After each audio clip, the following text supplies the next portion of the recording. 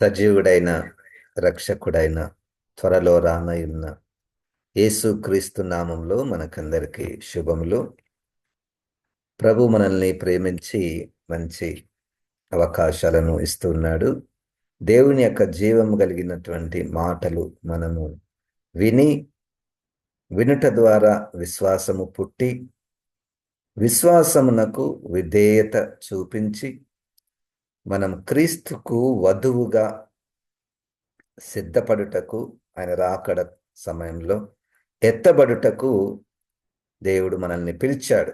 దేవునికి వందనం, స్తోత్రం, హల్లెలూయా. పరిశుద్ధాత్మ దేవుడు మనల్ని ఆ విధంగా సిద్ధపరచుటకు ఇష్టపడుచున్నాడు గనక మంచి హృదయంతో ఇది దేవుని మాటలు అని మనము భయముతో జాగ్రత్తగా విందామండి. రోమాపత్రికలో 1వ అధ్యాయములో మనము ధ్యానములను మనము చేసుకొనుచున్నాము. రోమాపత్రిక 1వ అధ్యాయములో యేసుక్రీస్తు శరీరమును బట్టి 2వ వచనం నుండి 7వ వచనం వరకు ఉన్నటువంటి భాగంలో మధ్యలో యేసుక్రీస్తు శరీరమును బట్టి దావీదు సంతానముగాను మృతులలో నుండి పునరుద్ధానుడైనందున పరిశుద్ధమైన ఆత్మను బట్టి దేవుని కుమారుడుగాను ప్రభావంతో నిరూపింపబడెను. మనము ధ్యానిస్తున్నటువంటి అంశము మృతులలో నుండి పునరుద్ధానుడైన యేసుక్రీస్తు.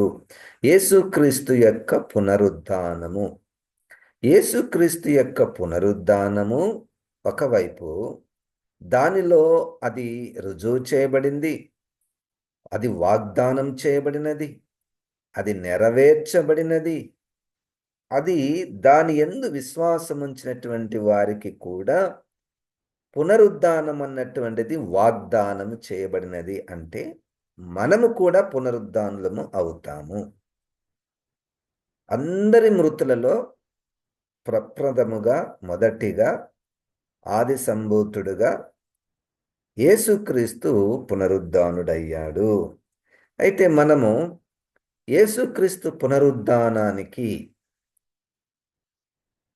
ఉద్దేశములు, రుజువులు, యేసుక్రీస్తు పునరుద్ధానానికి ప్రతిస్పందనలు, అంటే యేసుక్రీస్తు తిరిగి లేచిన దాని తర్వాత, లేకపోతే యేసుక్రీస్తు తిరిగి లేచినటువంటి బోధను బోధించిన తరువాత ప్రజలు దానికి ఏ విధంగా ప్రతిస్పందించారు, అది మనకు తర్వాత ఈ పునరుద్ధానము విషయంలో యేసుక్రీస్తు గాని అపోస్తలులు గాని వింటున్నటువంటి వారు నేర్చుకోవలసినటువంటి పాఠాలు ఏమిటి, అది కూడా ఆ కోణంలో కూడా మనము వాక్యాన్ని ధ్యానం చేస్తున్నాం.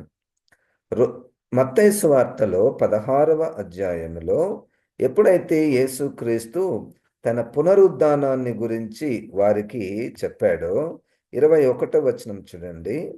అప్పటి నుండి తాను యెరూషలేమునకు వెళ్ళి పెద్దల చేతను, ప్రధాన యాజకుల చేతను, శాస్త్రుల చేతను అనేక హింసలు పొంది చంపబడి 3వ దినమున లేచుట అగత్యమని యేసు తన శిష్యులకు తెలియ మొదలుపెట్టగా, ఇక్కడ తన పునరుద్ధానాన్ని గురించి యేసుక్రీస్తు బోధించాడు. అది వినడానికి చాలా అద్భుతంగా ఉంటుంది. ఒక మనిషి చనిపోయిన తర్వాత తిరిగి లేచుట అది చాలా అద్భుతం. కానీ యేసుక్రీస్తు దాంతో పాటు దానికి ముందు ఒకదాన్ని ఖచ్చితం చేశాడు. పునరుద్ధానానికి ముందు ఖచ్చితము, అగత్యము. అదేంటంటే సిలువ మరణము ఆయన విషయంలో. మన విషయంలో వింటున్నటువంటి మీకు కూడా అదే వాగ్దానం ఉన్నది కదా. మీరు కూడా ఒకరోజు పునరుద్ధానులు అవుతారు కదా. అయితే మీరు కూడా మిమ్మును మీరు ఉపేక్షించుకొని మీ సిలువను ఎత్తుకొని మీరు నన్ను వెంబడించాలి. చూడండి, ఇప్పుడు 26వ వచనాన్ని మనము ధ్యానం చేస్తున్నాం. అదేంటంటే, ఒక మనుషుడు లోకమంతయు సంపాదించుకొని తన ప్రాణమును పోగొట్టుకుంటే అతనికి ఏమి ప్రయోజనము? ఒక మనుషుడు తన ప్రాణమునకు ప్రతిగా ఏమి ఇయ్యగలడు? 25వ వచనంలో తన ప్రాణమును రక్షించుకొనగోరు వాడు దాన్ని పోగొట్టుకొనును. నా నిమిత్తము తన ప్రాణమును పోగొట్టుకొను వాడు దాన్ని దక్కించుకొనును. ఇక్కడ ప్రాణము అన్నటువంటి పదము రెండు రకాలుగా వాడారు. ఒకటే మాటలో ప్రాణం అన్నటువంటిది ఒకటే మాటలో రెండు సందర్భాలు, వేరు సందర్భాలలో అది వాడారు. అదేంటి? నా నిమిత్తము తన ప్రాణమును పోగొట్టుకొనువాడు దానిని దక్కించుకొనును. ప్రాణమును దక్కించుకొనుట అంటే తిరిగి ప్రాణమును పొందుకొనుట. ప్రాణమును పోగొట్టుకొనుట, క్రీస్తు నిమిత్తము ప్రాణమును పోగొట్టుకొనుట. నిన్నటి దినమున కూడా అది మనము చూసాము. ప్రాణమును పోగొట్టుకొనుట అంటే క్రీస్తు కొరకు ఏదైనా వదులుకొనుట. ఇక్కడ చూడండి, ఒక మనుష్యుడు లోకమంతయు సంపాదించుకొని తన ప్రాణమును పోగొట్టుకుంటే అతనికి ఏమి ప్రయోజనము? పునరుద్ధాన గుంపులో లేకపోతే ఏమి ప్రయోజనము? లోకమంతయు సంపాదించుకుంటే. ఈరోజు ఈ విషయాన్ని నేను ధ్యానం చేస్తున్నప్పుడు ప్రభువు నాకు గుర్తు చేసినటువంటి ఒకటే పాఠం ఈరోజు. క్రీస్తు నిమిత్తము, ప్రభువు నిమిత్తము నీవు ఏదైనా పోగొట్టుకున్నావా, వదులుకున్నావా? క్రీస్తు నిమిత్తము. దీనికి స్పష్టముగా 3వ అధ్యాయము ఫిలిప్పీలకు రాసినటువంటి పత్రిక 7వ వాక్యము, 3వ అధ్యాయము 7వ వాక్యము.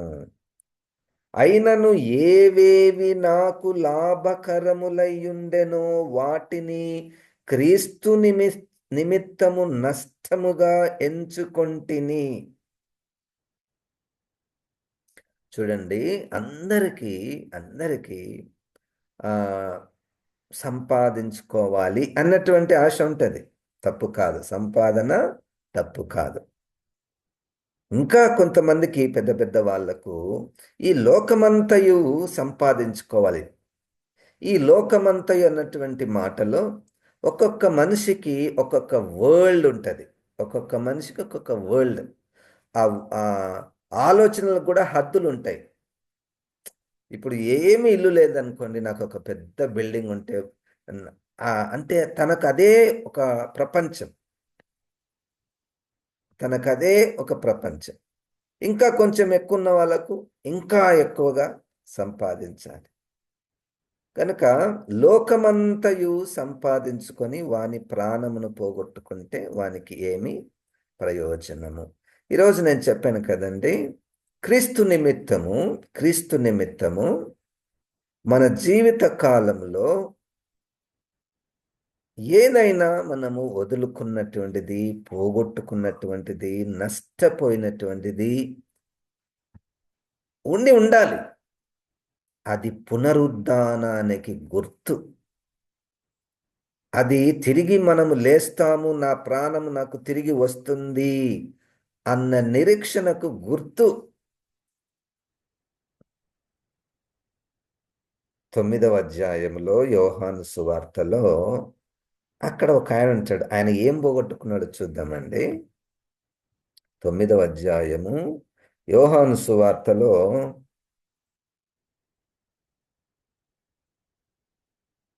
35వ వచనము. 35వ వచనంలో పరిసయ్యులు వానిని వెలివేసిరని యేసు విని వానిని కనుగొని, నీవు దేవుని కుమారుని యందు విశ్వాసముంచుచున్నావా అని అడిగాను. ఈ మత పెద్దలు ఏం చేశారంటే, వాళ్ళ సమాజానికి ఒక ప్రకటన, చర్చిలో ఒక ప్రకటన చేశారు. ఎవరైనా క్రీస్తును అంగీకరించితిరా, క్రీస్తును వెంబడించితిరా, మిమ్మల్ని మా మతంలో నుంచి, మా సమాజంలో నుంచి వెళ్ళగొడతాము. ప్రకటన ఇది. క్రీస్తును విశ్వసించితిరా, క్రీస్తును నమ్మితిరా, క్రీస్తు వెంబడి నడిస్తేరా, మిమ్మల్ని మా సమాజం నుంచి వెళ్ళగొడతాం. ఎంత కఠినమైనటువంటి ప్రకటన. అందరూ ఆలోచిస్తున్నారు, అరే రే రే మాకు ఇంత పెద్ద సమాజం ఉన్నది, యాజకులు ఉన్నారు, ప్రధాన యాజకులు ఉన్నాడు, శాస్త్రులు ఉన్నారు, దేవాలయం ఉంది, మాకు ఎంత మంచి అన్ని ఉన్నాయి. ఒక్కడు యేసుక్రీస్తు, ఆయనంబడి కొంతమంది శిష్యులు, ఆయనంబడి పోతే ఎన్ని పోతాయో మనకు. మనకి ఇక్కడ ఏమంటారు, గోత్ర బలం ఉన్నది, సమాజ బలం ఉన్నది, సంఘము బలం ఉన్నది. ఆ, ఇన్ని నాకు ఇప్పుడే కళ్ళు వచ్చేసాయి అని ఆయన అక్కడనే కాంప్రమైజ్ అయిపోయి ఉండవచ్చు. కానీ క్రీస్తు నిమిత్తము ఆయన వదులుకున్నటువంటివి, క్రీస్తు నిమిత్తము తన సమాజాన్ని వదులుకున్నాడు. హల్లెలూయా. తన ప్రాణమును దక్కించుకును పునరుద్ధానంలో ఉంటాడు. క్రీస్తు పునరుద్ధానము ఎంత అద్భుతమో, ఎంత నిశ్చయమో, ఎంత ఖచ్చితమో, మనది కూడా అంతే ఖచ్చితము.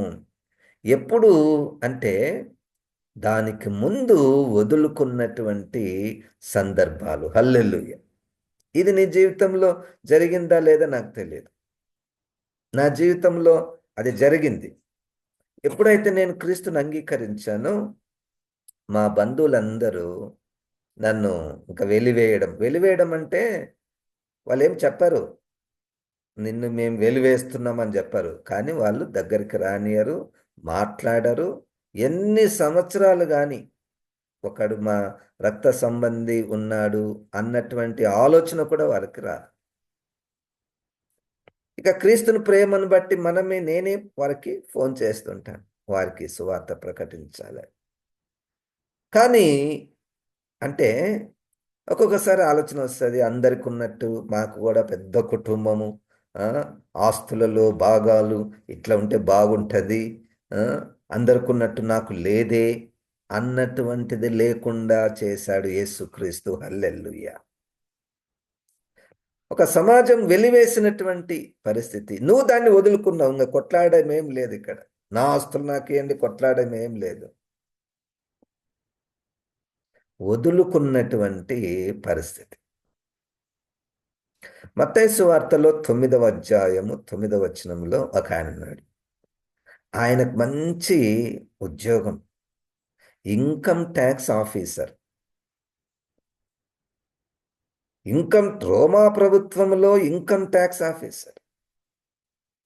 యేసుక్రీస్తు వచ్చి నన్ను వెంబడించుము రా అంటే ఉద్యోగాన్ని వదిలిపెట్టి రావడం.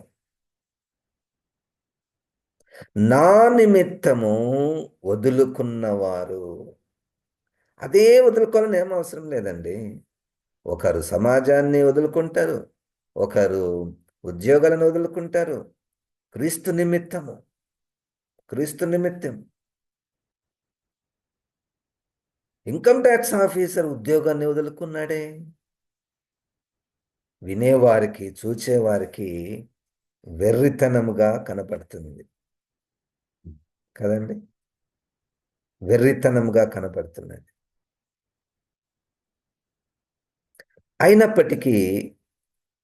అయినప్పటికీ పరిశుద్ధాత్మ ద్వారా వారు నడిపించబడ్డారు. పునరుద్ధానంలో ఉండే ప్రతి ఒక్కరికి అనుభవం ఏమిటంటే, వారు ఈ లోకంలో ఉన్నప్పుడు క్రీస్తు నిమిత్తము వదులుకున్నటువంటి సందర్భాలు ఎన్నో.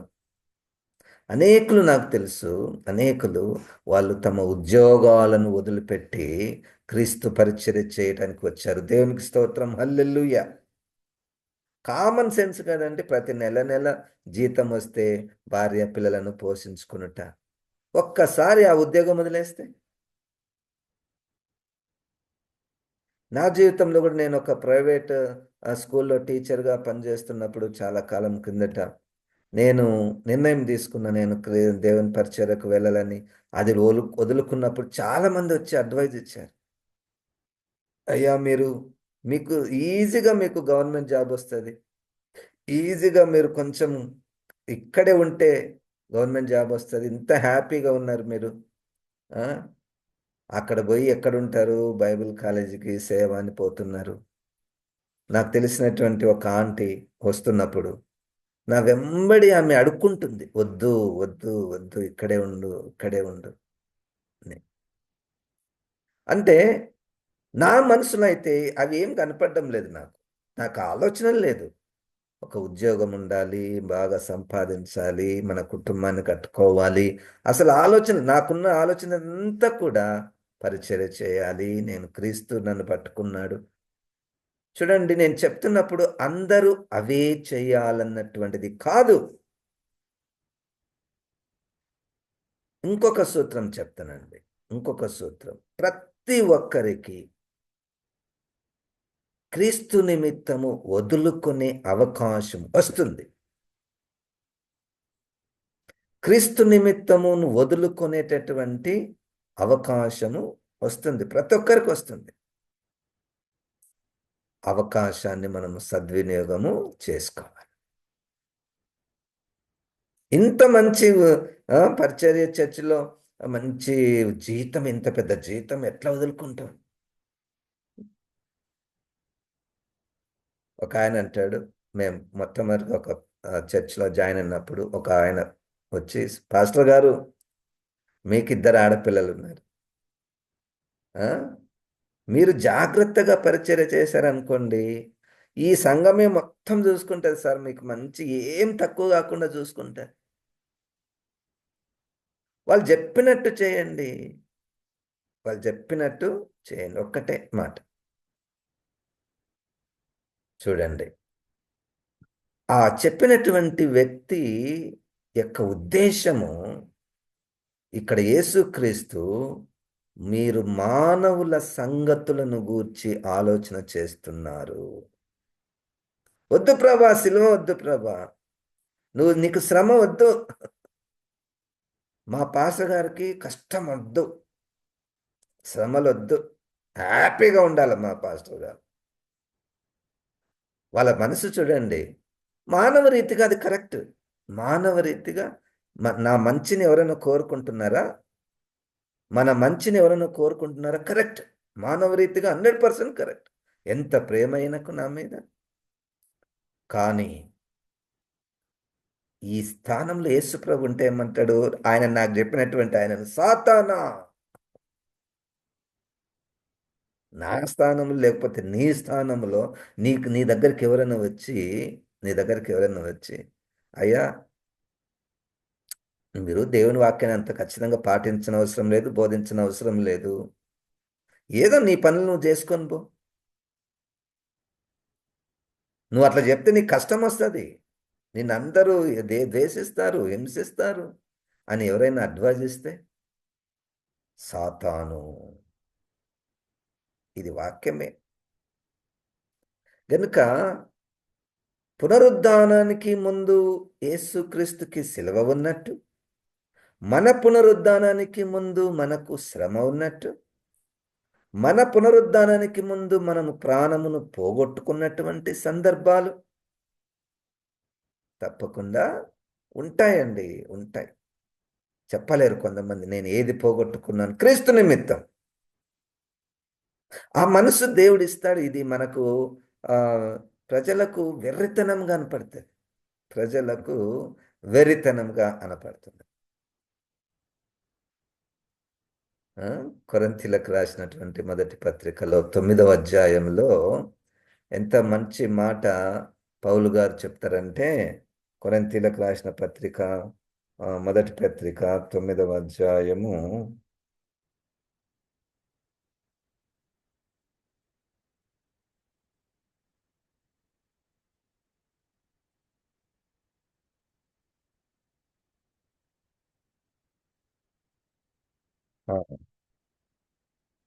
3వ వచనంలో, 4వ వచనంలో, తినుటకును త్రాగుటకును మాకు అధికారము లేదా? తక్కిన అపోస్తుల వలెను, ప్రభు యొక్క సహోదరుల వలెను, కేఫా వలెను, విశ్వాసురాలైన భార్యను వెంటబెట్టుకొని తిరుగుటకు మాకు అధికారము లేదా? అంటే ఇక్కడ మాట ఏంటంటే, భార్యను పక్కన పెట్టి, భార్యను వదులుకున్నాడు. ఒక ఆయన క్రీస్తు నిమిత్తము భార్యను వదులుకున్నాడు. ఆ పరిస్థితి ఏంటో మనకు తెలియదు. కానీ ఇక్కడ పౌలు గారు చెప్పే భావము ఏ విధంగా ఉందంటే, ఇదిగో వాళ్ళకు కూడా అపోస్తలులకు భార్యలు ఉన్నారయ్యా, వాళ్ళలాగా మేము కూడా ఏమంటారు ఆ, వెంట పెట్టుకొని తిరగచ్చు. మన భాషలో మాట్లాడితే భార్య, భర్త, పిల్లలు హ్యాపీగా అందరం కలిసి హ్యాపీగా మనము పరిచర్య చేసుకోవచ్చు, ఉద్యోగం చేసుకోవచ్చు. ఏం తప్పుంది? కానీ క్రీస్తు నిమిత్తము నేను దాన్ని కూడా వదులుకున్నాను. ఆ సుఖాన్ని వదులుకున్నాను. నా మనసు నా కుటుంబం మీద కంటే క్రీస్తు మీద ఎక్కువ ఉన్నది. దాని అర్థం భార్యలను వదిలిపెట్టాలని కాదు, భర్తలను వదిలిపెట్టాలని కాదు. తనకు దేవుడిచ్చినటువంటి గొప్ప అవకాశము. మరి నీకేం అవకాశం ఇచ్చాడు? క్రీస్తు నిమిత్తము తల్లిదండ్రులను వదులుకున్నవారు, క్రీస్తు నిమిత్తము పిల్లలను వదులుకున్నవారు, క్రీస్తు నిమిత్తము ఉద్యోగాలను వదులుకున్నవారు. ఆదికాండము 12వ అధ్యాయం. ఆదికాండము 12వ అధ్యాయం. ఈయననైతే దేవుడు, అయ్యా, నువ్వు లేచి నీ దేశము నుండి, నీ బంధువుల యొద్ద నుండి, నీ తండ్రి ఇంటి నుండి,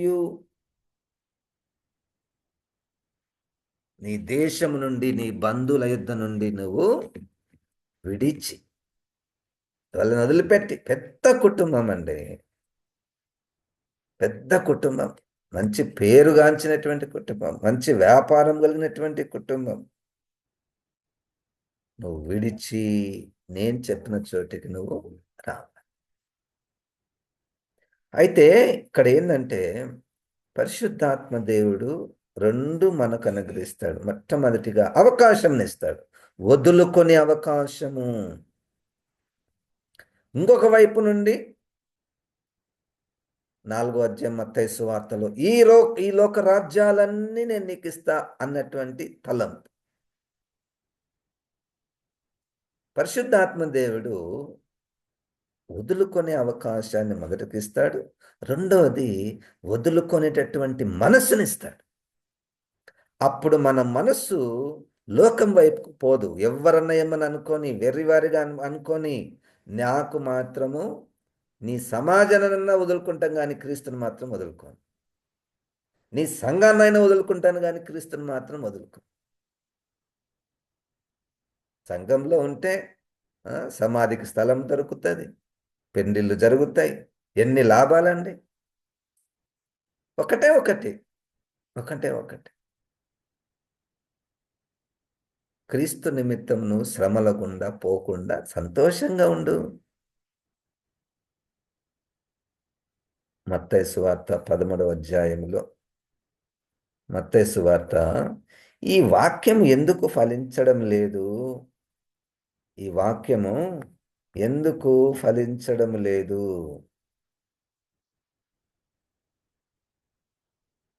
22. ముండ్ల పొదలలో విత్తబడిన వాడు వాక్యము వినువాడే గాని ఐహిక విచారమును ధన మోహమును ఆ వాక్యమును అణచివేయును గనుక వాడు నిష్ఫలుడవును. ఐహిక విచారములు, ధన వ్యామోహము, ప్లెజర్స్ ఆఫ్ ద వరల్డ్. వింటాను, నేను మంచిగా బోధిస్తా మీకు, మీరు మంచిగా వింటారు. Does it mean that we are bearing fruit? మనము ఫలిస్తున్నామా? వినడం వల్ల, బోధిస్తాం వల్ల ఫలిస్తున్నామా? ఐహిక విచారములు, లోక సంబంధమైనటువంటి వ్యామోహములు, ధన సంపాదన మన మనసులో ఉందనుకోండి, అది ఫలించదు, తిరిగి మొలకెత్తదు, పునరుద్ధానంలో ఉండము. ఈ మాట, ఈ సూత్రము, ఈ భావము యేసుక్రీస్తు బోధలన్నిటిలోనూ, అపోస్తలుల బోధలన్నిటిలోనూ మనకు కనబడుతుంది. మత్తయి సువార్త 16:26. ఒకడు లోకమంతయు సంపాదించుకొని వాని ప్రాణమును పోగొట్టుకుని ఎడల వానికి ఏమి ఫలం? కదండి. చిన్నదైనా పర్లేదు, చిన్నదైనా అది ఎవరికి ఎంత వదులుకోవాలనో అంతే వదులుకుంటారు. భార్యను వదిలిపెట్టమంటే ఎంత కష్టం? అందరికి సాధ్యమా అది? ఉద్యోగాన్ని వదిలిపెట్టాలంటే ఎంత కష్టం, అందరికి సాధ్యమా? ఆస్తి వస్తుంది సార్, నాకు వద్దే వద్దు అంటే ఎంత కష్టం. అది వాళ్ళకు ఆ మనసునిస్తాడు. అవతల వ్యక్తిని చూసి ఆశ్చర్యపోతాం మనం. దేవుని స్తుతిస్తాం. అబ్బా, క్రీస్తు నిమిత్తమేనా ఇది వదులుకున్నాడా, ఈమె ఇది వదులుకున్నదా. హల్లెలూయా. తప్పకుండా ఈ అనుభవము లేకుండా పునరుద్ధానంలో ఉండుట అసాధ్యం.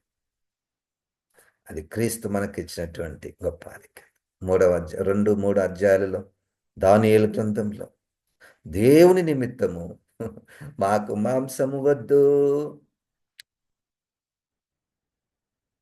మాంసం వద్దు. రోమపత్రిక 14 అధ్యాయంలో నేను మాంసం తింటుంటే వాళ్ళకు అభ్యంతరకరం ఉంది సార్ అని, కాబట్టి నేను మాంసం తినను.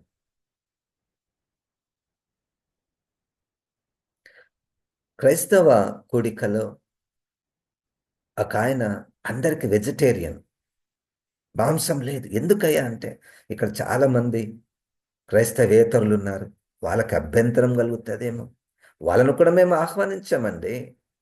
కాబట్టి అందరికి అనుకూలంగా వెజిటేరియన్ పెడుతున్నాం. అమ్మా, మాంసం లేని కూడికలు జరుగుతాయా? మాంసం లేని సభలు జరుగుతాయా? వద్దు. నాలుకను కంట్రోల్ చేయడం ఎంత కష్టమవుతుందో. ఏం వదులుకున్నావు నువ్వు? ఒక్క చిన్న కర్రీని కూడా వదులుకోవడానికి చాలా కష్టమవుతుందా? నాకు తెలియదు. సరే, నువ్వు అది వదులుకో. ఇంకొకటి ఏదైనా వదులుకున్నావా? ఇంకొకటి ఏదైనా కోల్పోయావా? ఇంకొకటి ఏదైనా నష్టపోయావా క్రీస్తు నిమిత్తం? ప్రాణాలు పెట్టే స్థాయి ఉన్నదే, హతసాక్షులయ్యేటటువంటి స్థాయి ఉన్నదే. వింటున్నటువంటి నీకు దేవుడు ఎట్టి మనసును, ఎట్టి అవకాశాలను ఇస్తున్నాడో వదులుకోవడంలో. హల్లెలూయా. నేనెంత ధన్యుణ్ణి, నువ్వెంత ధన్యురాలు. ఎప్పుడు? వదులుకున్నప్పుడు. మనకెట్లా అలవాటైందంటే, ఏదైనా పొందుకున్నప్పుడు, ఏదైనా కలిసి వచ్చినప్పుడు, ఏదైనా ధనము పొందుకున్నప్పుడు, దేవా నీకు వందనాలు, స్తోత్రాలు, కృతజ్ఞతలు. మంచిదే, అదొకటి ఉంది, అది కూడా సత్యమే. కానీ ఇది కూడా అంతే సత్యం. జీవితాంతము పొందుకోవడము, కలిసి రావడము, సంపాదించుకోవడము, అంచెలంచెలుగా దీవించావు, ఇదేనా? ఏమన్నా దిగిపోయింది, కోల్పోయింది, నష్టపోయింది అన్నటువంటి అనుభవాలు ఉన్నాయా? ఇది వాక్యమేనా? కరెక్టేనా? ఇది వాక్యమేనా? ఈ మాటలు చెప్పగా 6వ అధ్యాయం యోహాను సువార్తలో వేల మంది వెంబడించినటువంటి వారు వేల మంది వెనక్కి పోయారు. భోజనం పెట్టు ప్రభువా, చేపలు పెట్టు, రొట్టెలు పెట్టు, వస్తాము. నువ్వు నా రక్తం తాగుము, నా శరీరం తినుమంటే మాకొద్దు. పోయినరు, వెనక్కి పోయినరు. ఇంకా యేసుక్రీస్తుకు ప్రశ్న వచ్చి అక్కడ 12 మంది ఉంటే, మరి మీరేమనుకుంటారు, మీరు కూడా పోతారా? మేమక్కడికి పోదుం ప్రభువా, నువ్వు జీవము కలిగినటువంటి దేవుని కుమారుడవు, జీవం కలిగినటువంటి మాటలని మాట్లాడతా. ఈ ఈ బోధలు బోధిస్తుంటే పేతురు గారికి ఒక ప్రశ్న వచ్చి, ప్రభువా నీ బోధలను ఫాలో అయితే ఒక్కడు కూడా పరలోకానికి పోడు అన్నాడు. అసాధ్యం ఇది. ఎవనికి ధనం అంటే ఇష్టం ఉండదు? అసాధ్యం. అంటే యేసుప్రభు అంటాడు, నువ్వు చెప్పింది కరెక్టే పేతురు, మనుషునికి అసాధ్యము, దేవునికి సాధ్యం. వదులుకోవడం అనేటువంటిది మనిషి ప్రయత్నం కానే కాదు, అది మనిషి ఇష్టం కానే కాదు, అది దేవుని మనస్సు, దేవుడు వానిలో పెట్టేటటువంటి మనస్సు. మనం మన ప్రమేయం, మనం నేను చెప్పిన వెంబడే ఆయన చెప్పాడు, పలానా ఆయన చెప్పాను, నేను వదులుకుంటానటువంటిది కాదది. నీకు ఒక విషయంలో నువ్వు క్రీస్తు నిమిత్తము వదులుకునే పరిస్థితులు వస్తాయి. జక్కయ్య 19వ అధ్యాయము, క్రీస్తు తన ఇంట్లోకి వస్తే ఎంత పెద్ద నిర్ణయం అండి. సగము ఆస్తి బీదలకు ఇస్తాడంట. సగం ఆస్తి. ప్రభు అది నాకు చెప్తే నేనైతే చేయలేను. నాకొస్తే అది నేను చేయగలనా? ప్రభా, ఎక్కడైనా అన్యాయం జరుగుతుంది, నేను అన్యాయంగా ఎవరికన్నా తీసుకుంటే 4 రెట్లు ఇస్తా. 4 రెట్లు అది నాకొస్తే, ఆ మనసు దేవుడు నాకు ఇస్తే నేను తట్టుకోగలనా? నువ్వు తట్టుకోలేవు కాబట్టి నీకు ఇంకొకటి ఇచ్చాను. నువ్వు తట్టుకోలేవు అది. ఏవేవి లాభమో క్రీస్తు నిమిత్తం నష్టంగా ఎంచుకున్నాను. నువ్వు లాభం లాభం అంటే క్రీస్తు నుండి అన్నిటికీ లాభము, అన్నిటికీ రావాలి, అన్నిటికీ కలిసి రావాలంటే క్రీస్తు దూరం పోతాడేమో. ధనాపేక్ష సమస్తమైన కీడులకు మూలం.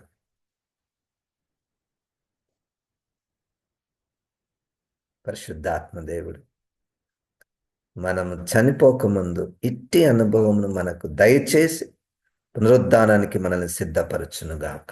జీవం గల తండ్రి, ఈ యొక్క వాక్యాన్ని మా అందరిలో ఫలింపచేయమని యేసునామమున ప్రార్థిస్తున్నాం తండ్రి. ఆమెన్. ఇప్పుడు మన పరమ తండ్రి అయిన దేవుని యొక్క ప్రేమ, ప్రభువైన యేసు క్రీస్తు యొక్క కృప, పరిశుద్ధాత్మ దేవుని యొక్క సహవాసం మనకందరికీ సదాకాలం తోడయుండును గాక. ఆమెన్. ఆమెన్. దేవుడు మనల్ని దీవించును గాక.